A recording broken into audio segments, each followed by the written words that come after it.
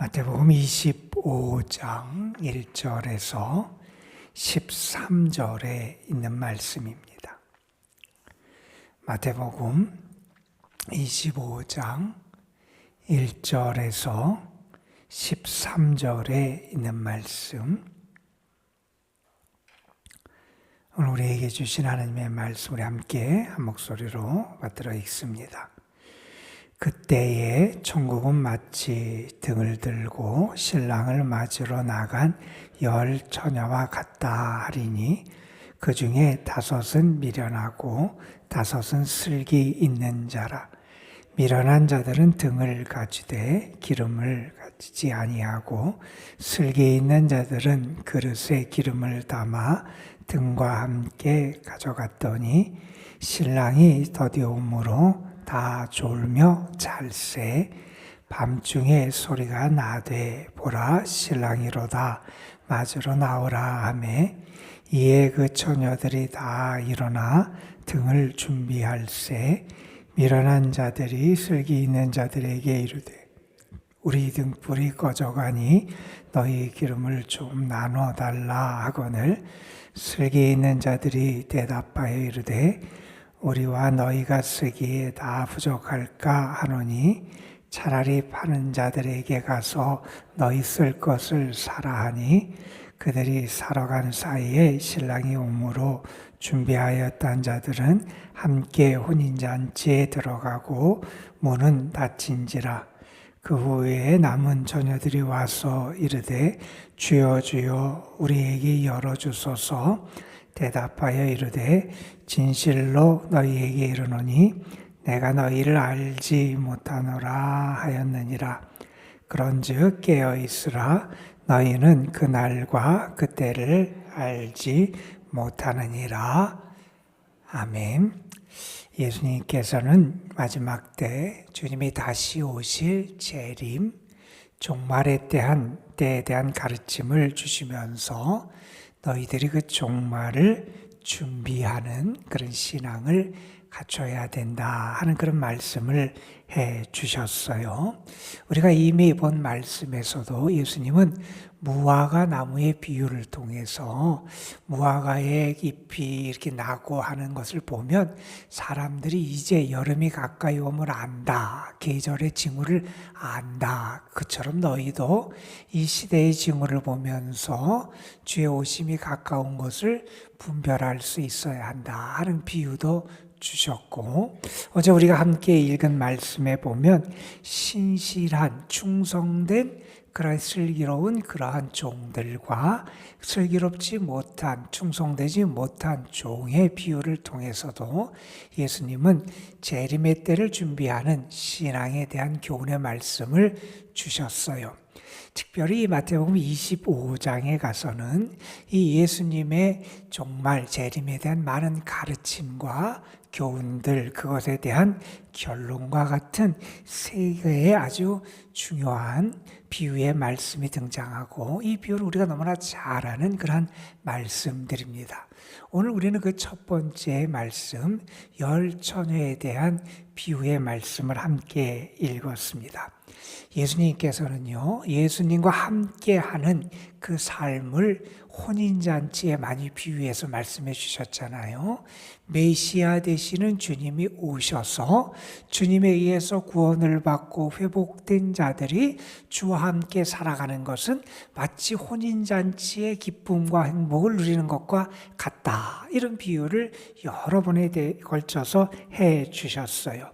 그런데 예수님은 재림에 대한 말씀을 하시면서도 재림의 주가 오실 때 우리에게 이 혼인잔치의 기쁨이 있을 것이고 재림의 주와 함께 살아가는 것이 그 혼인잔치에 참여하는 것과 같다 하는 그런 말씀을 계속해서 해주시고, 이 재림의 때에는 혼인잔치의 기쁨이 완성되고 성취되는 것이 이 재림의 시기임을 가르쳐 주세요.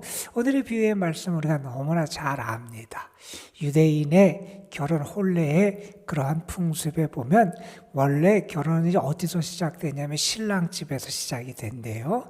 신랑집에서 시작되다가 이제 신랑이 신부집에 가서 신부를 데리고 다시 신랑집에 돌아와서 그 본격적인 그 잔치의 기쁨이 이어지게 된다 그래요.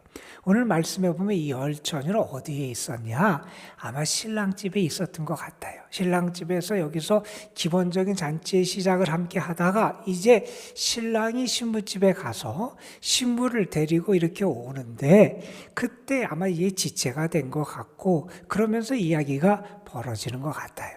그 신랑이 신부집에 가서 신부를 데리고 오는데 그때 신랑을 맞으러 이 신부의 친구들이 그 처녀들이 거기에서 대기하고 있다가 신부와 신랑이 같이 오는 것을 이렇게 맞이하는 게 그들의 풍습이었는데 그때 이 등을 준비하고 있다가 그 등에 불을 밝히고 신랑 신부를 이렇게 맞이했다 이러는 거예요.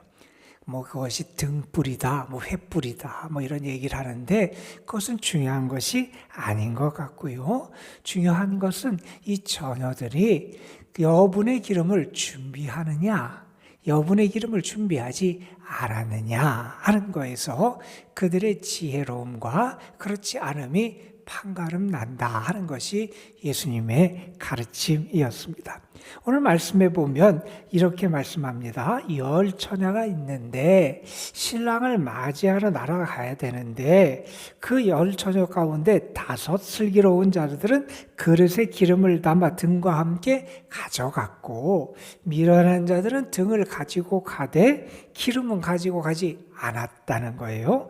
그런데 5절에 보면 신랑이 예상보다 아마 많이 늦게 온 것 같아요. 신랑이 더디 오므로 다 졸았다 그랬어요. 아마 신랑이 많이 지체가 된 것 같아요. 통상적으로는 그 당시에는 가까이 있는 사람들끼리 결혼을 해서 신부의 집이 그렇게 멀지 않았다 그래요. 그래서 저녁 이렇게 어느 정도 이렇게 됐을 때 신랑이 신부집에 가서 채비를 갖추고 신랑과 신부가 같이 오면 이제 그렇게 맞이하면서 잔치가 더 흥겨워지게 되는데 아마 이 거리가 멀었든지 아니면 어떤 사정이 있었든지 우리가 정확히 언급되어 있지는 않지만 신랑이 많이 늦게 와서 신부 대기하고 있던 그 열 처녀가 다 졸았다 그렇습니다.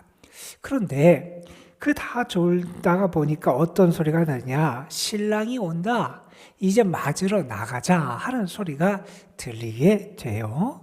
중요한 것은 그들이 졸았냐 졸지 않았느냐가 중요한 게 아니라 그 다음에 그 이야기가 나옵니다. 그런데 그 5 처녀는 기름을 준비해서 신랑 신부를 잘 맞이할 수 있었는데 그렇지 못한 5 처녀는 기름이 부족했다 하는 그런 얘기를 합니다. 여러분 여기서 말하는 기름이 뭘까? 아마 이런저런 해석이 많이 있을 수 있을 것 같아요. 그런데 아마 우리는 가장 기본적으로 이 기름을 준비한다 하는 것은 우리의 믿음을 준비한다 이렇게 이해하는 게 우리에게 가장 평이하고 받아들이기 쉬울 것 같아요. 왜냐하면 앞에서 예수님께서는 이 종말의 때에 대한 비유의 말씀을 주시고 이 땅에 임할 종말 이전에 여러 가지 징후들의 말씀을 해주시면서 어떤 말씀을 해주셨냐면 이런 말씀을 해주셨어요. 끝까지 견디는 사람은 구원을 얻으리라 이런 말씀을 하셨어요. 시련의 때, 핍박과 환난의 때, 박해와 고난이 찾아오는 때 그때 끝까지 견디는 사람이 구원을 받는다는 거예요. 여러분 누가 견딜 수 있습니까? 믿음이 있는 사람이 견디잖아요. 믿음이 있어야 되잖아요. 끝까지 견디려면 믿음이 있어야 돼요. 여러분 끝까지 견디면 믿음을 지킨다라고 하는 것을 달리 말하면 이렇게 말할 수 있을 거예요. 하나님을, 주님을 떠나지 않는다. 이렇게 말할 수 있을 거예요. 여러분 고난의 때는 시련의 때는 우리를 유혹하는 때입니다. 고난과 시련을 통해서 우리로 하여금 하나님을, 주님을 떠나려고 하는 유혹이 얼마나 강하게 오는지 모릅니다. 우리로 하여금 하나님 대신 물질을, 하나님 대신 세상을 택하고 섬기라고 하는 그런 유혹이 강한 때가 시련의 때, 고난의 때라고 말할 수 있을 겁니다. 그때 우리가 하나님을 떠나지 아니하고, 그때 우리가 주님을 향한 우리의 믿음의 심지를 더 견고히 하는 것, 그것이 우리에게 중요해요. 우리가 그때 준비해야 될 기름이, 그래서 하나님을 향한, 주님을 향한 믿음의 기름을 준비해야 한다 하는 것을 우리는 잊어서는 안 될 겁니다. 여러분, 이 다섯 처녀, 미련한 다섯 처녀와 지혜로운 다섯 처녀로 둘로 나눠지게 돼요. 미련한, 슬기롭지 못한 어리석은 다섯 처녀를, 그들의 믿음을 어떻게 우리가 비유할 수 있을까? 그들도 믿음이 처음에는 믿음이 없었던 게 아니잖아요.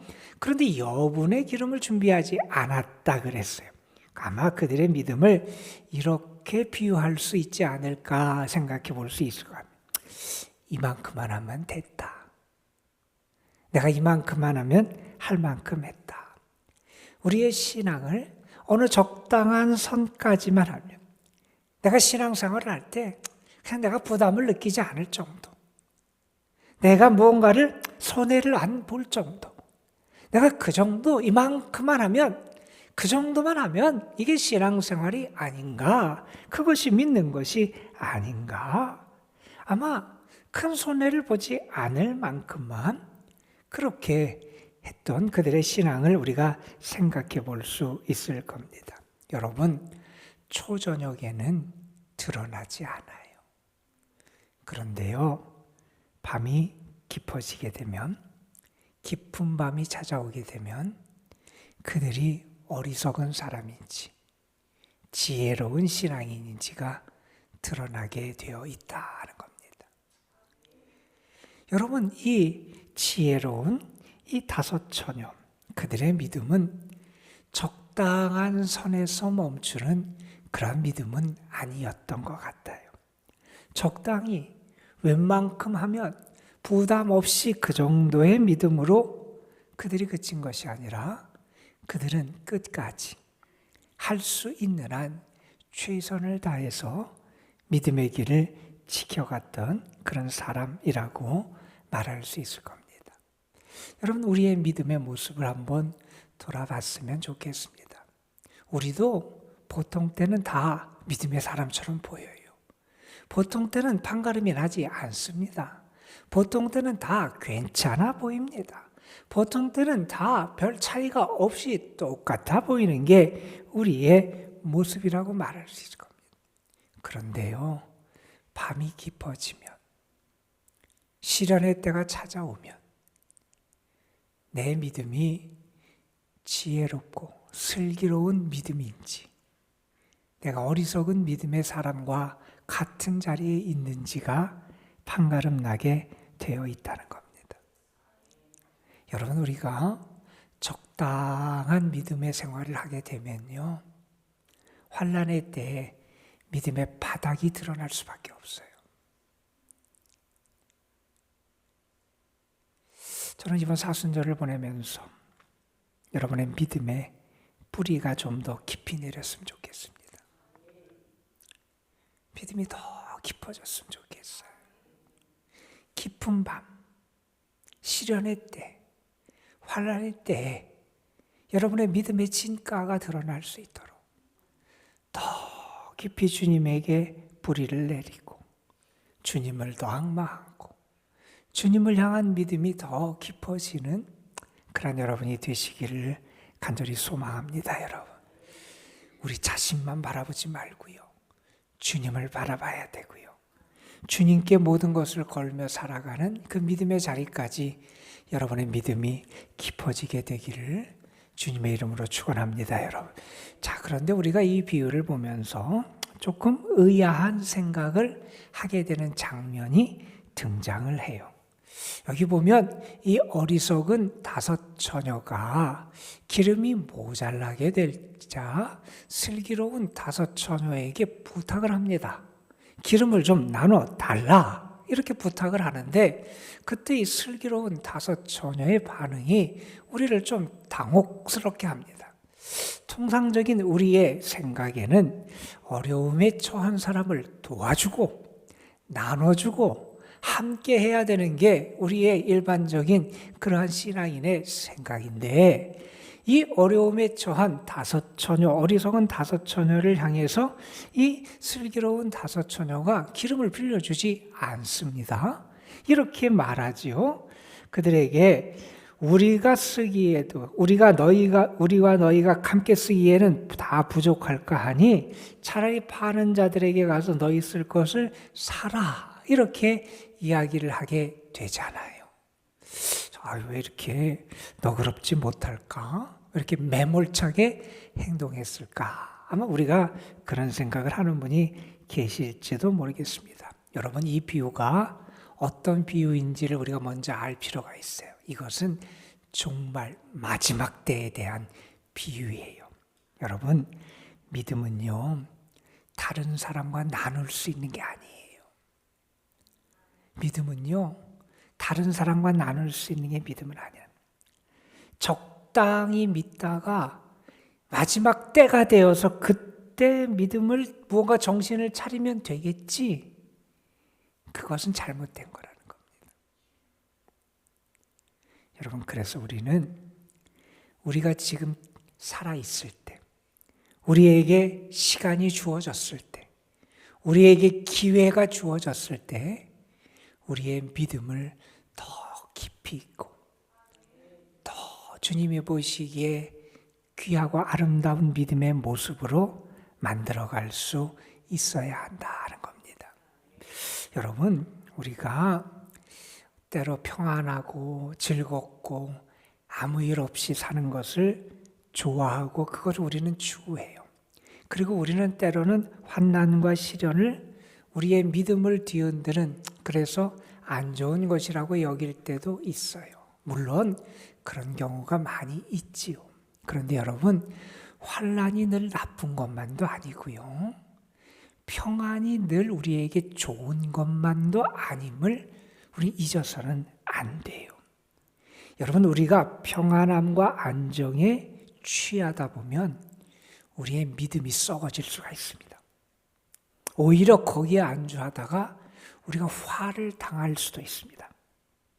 때로 고난이 우리의 삶을 흔들고 우리의 믿음을 흔들기도 합니다. 그런데요, 고난을 통해서 우리가 더 정결하고 거룩한 믿음의 사람으로 세워질 수 있음도 우리는 간과해서는 안 됩니다. 우리는 이 말씀을 드리는 이유는 지금의 나의 형편이 어떻다, 그래서 내가 안심하지도 말고, 그렇다 그래서 그것을 핑계거리로 삼아서도 안 된다는 거예요. 내가 평안하거나 고난의 자리에 있거나 지금의 시간은 주님이 오시기 전에 우리가 할 일은 뭐냐? 우리의 믿음을 더 키우는 것이고 우리의 믿음의 뿌리를 더 깊이 내리는 그러한 시간이 되어야 한다는 겁니다. 어느 목사님이 계셨어요. 세계적으로도 많이 알려진 목사님이에요. 그런데 그분이 암에 걸려서 수술을 받게 됐어요. 암에 걸려서 수술을 받으면서 그분이 이런 자기의 경험과 관련돼서 이런 충고를 했다 그래요. 당신의 암을 허비하지 마십시오. 암을 허비하지 말라니 무슨 말이냐. 자기에게 고난이 왔어요. 암이라는 게 가벼운 게 아니잖아요.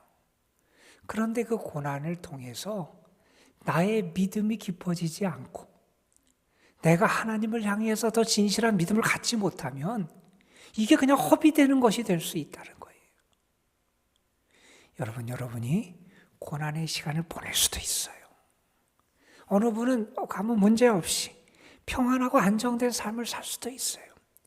그러나 여러분, 그 시간은, 여러분에게 주어진 지금의 시간은 기름을 준비할 시간이라는 거예요. 여러분이 여분의 기름을 준비해야 돼요.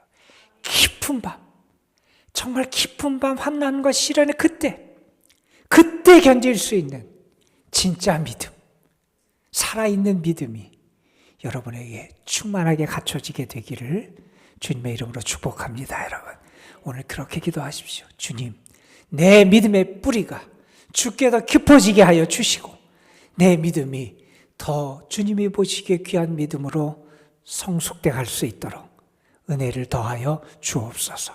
기도할 때 하나님께서 여러분에게 큰 은혜 주실 줄로 믿습니다. 기도하겠습니다. 아버지 하나님, 오늘도 우리를 불러주셔서 주의 사랑과 주의 은혜 가운데 거하는 기쁨을 누리게 하심을 감사를 드립니다. 이 험한 세상, 하나님을 믿을 수 있어서 얼마나 감사한지 모릅니다. 멸망받고 죄악의 자리, 죽음의 자리에 떨어질 수밖에 없던 우리가 예수 그리스도의 그 구원의 은혜를 통해서 하나님의 자녀가 되고 참 생명을 얻게 된 것이 얼마나 감사한지 모릅니다.